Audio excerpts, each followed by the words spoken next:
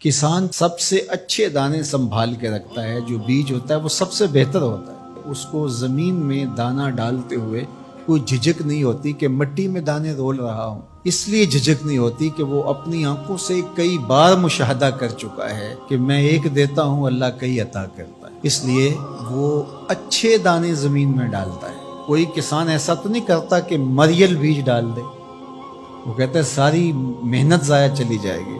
تو اسی طرح تم راہ خدا میں دو تو سب سے اچھا دو، یہ نہیں ہے کہ جو سب سے کمزور ہے وہ تم اللہ کی راہ میں دے دو۔ یہ ہم نے ایکسپورٹ کوالٹی نکال لی، باغ سے پھل توڑا، یہ ایکسپورٹ کوالٹی ہے، یہ دوستوں کے لیے تحائف تیار کر دو، یہ گھر والوں کے لیے، یہ ہم منڈی میں بھیج رہے ہیں، اور باقی جو آخر میں رہ گیا کمزور سڑا ہوا اس کا ڈھیر لگا دیا، یہ غرباء کے لیے۔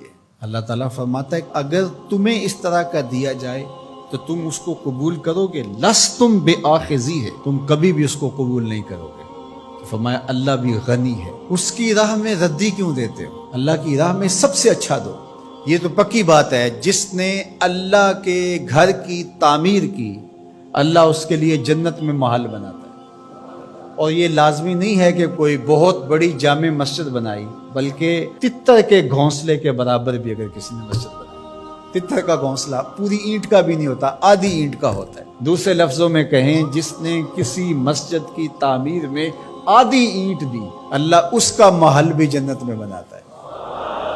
کتنا قریب! اللہ اکبر! حدیث پاک میں آتا ہے جب کوئی شخص فوت ہو جاتا ہے تو اس کے اعمال کا سلسلہ منقطع ہو جاتا ہے، لیکن 3 عمل اس کے باقی رہتے ہیں۔ ایسا صدقہ جو تسلسل کے ساتھ باقی رہتا ہے، مسجد بنوا دی، دارالعلوم قائم کر دیا، پانی کا کنواں کھدوا دیا، ہاسپٹل بنا دیا، ایسا سلسلہ کر دیا کہ جو جاری رہتا ہے۔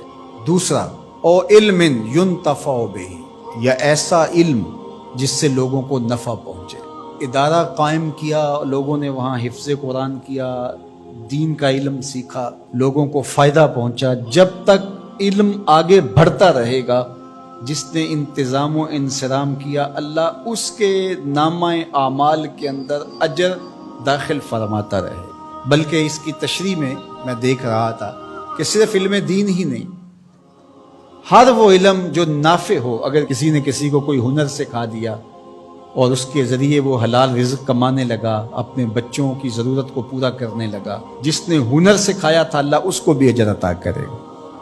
یہ جو بخل کرتے ہیں نا کہ کوئی ہنر سیکھنے آ جائے تو اس کو وہ 3 4 4 ماہ تک کاج کرنے پہ لگائے رکھتے ہیں۔ یہ ورک شاپوں میں جو کچھ ہوتا ہے، وہ استاد اسے فن دیتا ہی نہیں، چھپا کے رکھتا ہے، 8 سال 7 سال کھجل کرتا ہے اس کو۔ حالانکہ جو بچہ سکول نہیں جا سکا اور ورک شاپ میں کام سیکھنے آیا ہے، درزی کے پاس کام سیکھنے آیا ہے، اور دیگر کوئی فن سیکھنے آیا ہے، تو اس کا مطلب ہے کہ گھر میں غربت اتنی ہے کہ یہ بچہ پڑھنے نہیں جا سکا، مجبوریوں نے اسے کام پہ کھینچ کے بھیج دیا ہے۔ یار 3 ماہ لگا دیے اس کو صرف کاج سکھانے پہ، اور اس کو پانا دے کر کے صرف پہیہ کھولنے پر 3 ماہ ضائع کر دیے۔ آپ اس کو 6 ماہ میں کاریگر بنا کے بھیج دیں، وہ روزی کمانے لگے گا، عرش کا رب آپ پہ بڑی رحمت نازل فرمائے۔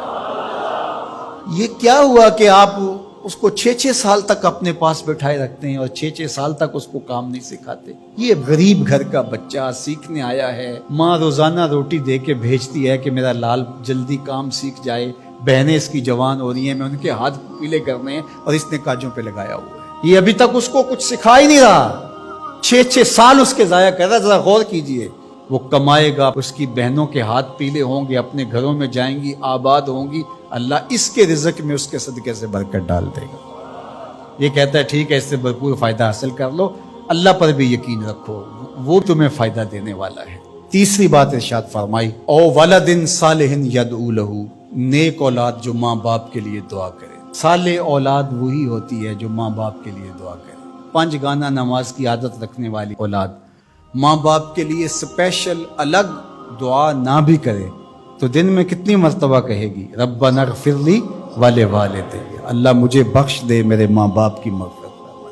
اچھی اولاد ماں باپ کے لیے نعمت ہے، اس کی آنکھوں کی بھی ٹھنڈک ہے، دل کا بھی قرار ہے، آخرت کی بھی بہار ہے۔